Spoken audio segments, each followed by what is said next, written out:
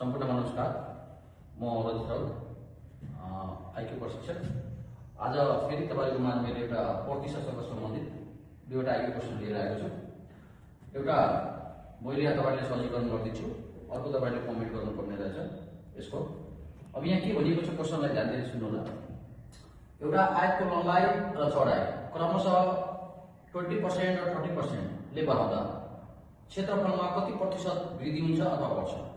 अर्थात यहाँ भन्न खोजेको के हो, जस्तै मानौ सपोज सुरुमा एउटा यो आयत हो, मानव यो आयत हो, यसको लम्बाइतिर 20% वृद्धि गरौँ र चौडाइतिर 30% वृद्धि गरायो भने यसले एउटा अर्को आयत बन्छ। अब आयत भन्दाखेरि इनिसियल क्षेत्रफल यो थियो, इनिसियल क्षेत्रफल यो भाग थियो। अब फाइनल क्षेत्रफल भनेको टोटल भयो। यसको मतलब जुन छ नि बढेको, यो बढेको कति प्रतिशतले बढेको हो भने हामीलाई यो क्वेसनले सोधिएको छ। अब यो बढेको भाग यहाँ देखाउँदाखेरि अब यो त आइक्यू क्वेसन हो, कति 45 देखि 50 सेकेन्ड भित्र सल्भ गर्नुपर्ने हुन्छ। यसलाई म्याथमेटिकली सल्भ गर्न त टाइमै लाग्छ। तर यहाँ आइक्यू ट्रिकबाट हामीले एउटा फर्मुला जानेको छौँ टेक्निकको लागि। सपोज हामीले मानौ कि लेन्थतिर वृद्धि भएको 20% र ब्रेथतिर वृद्धि भएको 30%। यस्तो कन्डिसनमा डाइरेक्ट क्षेत्रफलमा भएको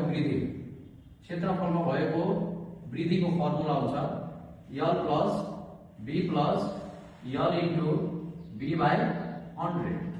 अब यो गरिराख्दाखेरि जस्तै L मा कति पर्सेन्ट वृद्धि भयो 20%, B मा कति भयो 30% प्लस 20 इन्टु 30/100 यो पर्सेन्ट भयो। अब यहाँ तपाईको प्रश्न हुन सक्छ, सर एउटा मात्र पर्सेन्ट भयो, अर्को पर्सेन्टको लागि 100 यहाँ अलरेडी गाइडेन्स गरिएको छ, किनभने यो सिस्टम पर्सेन्टमा छ, यो पनि पर्सेन्टमा छ।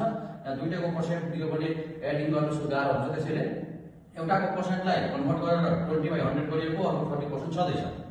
यसलाई एड गर्यो भने कति हुन्छ यो 50%। यो 600 हुन्छ, 600/6 भनेको 100 भनेको कति हो 6% हो।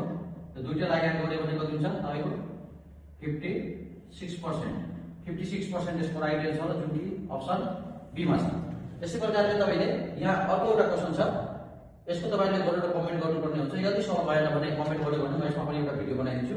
एउटा आयतको लम्बाइ र चौडाइ क्रमशः 10% र 20% ले घटाइयो भने कुल क्षेत्रफलमा कति प्रतिशतले घटी हुन्छ अथवा ह्रास हुन्छ।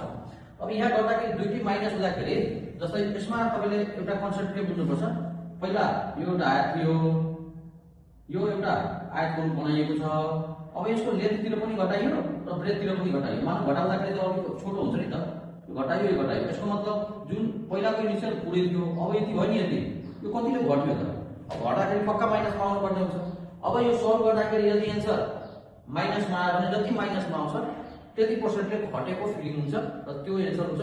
एकचोटि सल्भ गरेर कमेन्ट गर्नु, यदि बन्न सकेन भने कमेन्ट गर्नु। यसको लागि फेरि हामी नेक्स्ट भिडियोमा तपाईसँग भेट गर्छौँ। र यस्तै खाले अझ भिडियोहरू हेर्न मन छ भने मेरो YouTube channel Rajit Raut search गरेर त्यहाँ हेर्न सक्नुहुन्छ। र यसको फिजिकल क्लासको लागि हामी फेरि तपाईलाई अपिल गर्दैछौँ, यहाँ हाम्रो लोकसभा इन्स्टिट्युट विगत एसपी अफिस अगाडिमा आएर तपाईले विभिन्न खालको भौतिक क्लासहरू शिक्षक सेवा आयोग, मावि, निमावि, प्रावि लगायत नासु, खर्दा, सकालकी, ब्याङ्किङ सेक्टरको, एचएस सेक्टरको देखि लगायत विभिन्न क्लासहरू यहाँ भौतिक रूपमा सञ्चालन भइरहेको छ। राम्रो अनुभवी प्रशिक्षकहरूबाट तपाईले यहाँ आएर आफ्नो क्लास जोइन गरेर डेमो क्लासको साथसाथै तपाईले डेमो क्लास लिएर यदि तपाईले क्लास मन पर्यो भने जोइन गर्न सक्नुहुन्छ। र 2 दिन 3 दिनसम्म तपाईले डेमो क्लास फ्रीमा गर्न पाउनुहुन्छ। यति भन्दै आजको भिडियो यसमा हस्त।